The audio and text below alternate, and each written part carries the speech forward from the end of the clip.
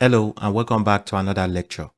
In this lecture, we will store our Terraform state file in S3 and lock it with DynamoDB. This is the reference file we will use to complete this lecture. So the first thing I want you to do is copy this reference file by clicking this box.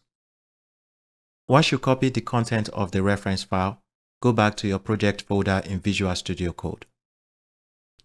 In your project folder, create another file and call the file backend.tf.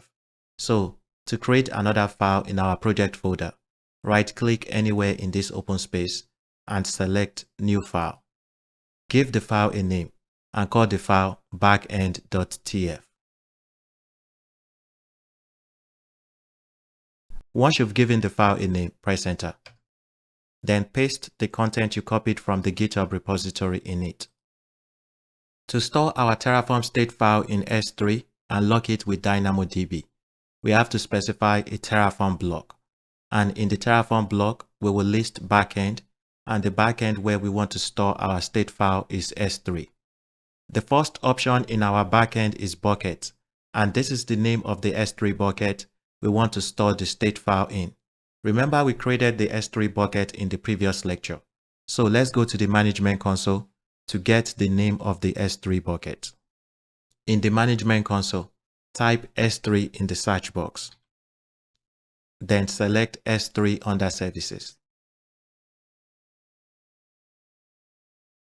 On your S3 console, look for the bucket you created to store your state file. This is the bucket I created in the previous lecture. So I'm going to select this bucket name and right-click to copy it.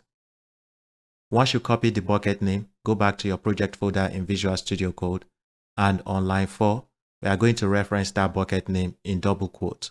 So type double quotes and paste the bucket name in it.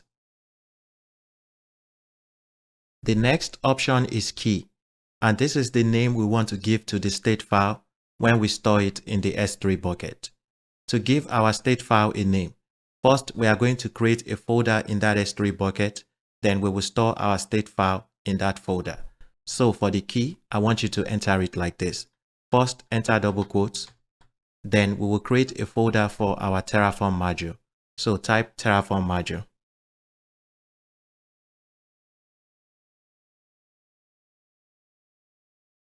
Once we create a folder that we call Terraform module, we are going to add a /. Then we will create another folder for our project name. Remember, the name of this project is Rent Zone. So type Rent Zone. Then enter another /. Once you enter a /, next we will enter the name of our state file, and we will call the state file terraform.tfstate.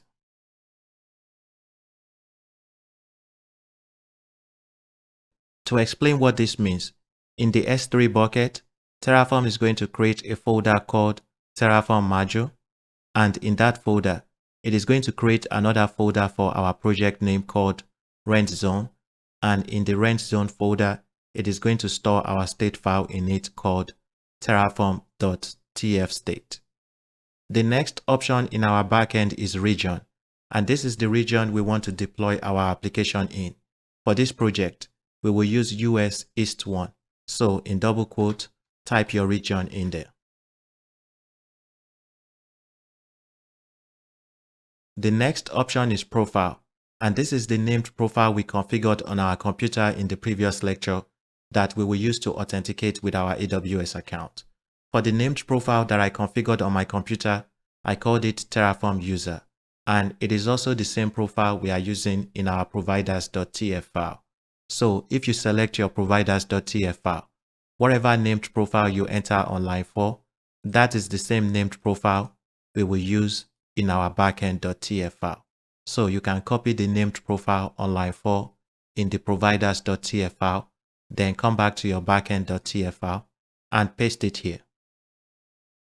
The last option is DynamoDB table, and for the value, type Terraform state log. Make sure you type it exactly how you see it on my screen.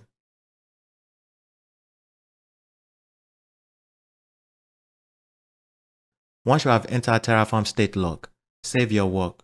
We will select File and select Save All. This is all we need to do to configure our backend.tf file to store our state file in S3 and lock it with DynamoDB. The next thing we will do is run Terraform init to initialize Terraform with AWS. To run Terraform init, right-click on any file in your project folder and select Open in Integrated Terminal. Once you open the terminal, type Terraform init.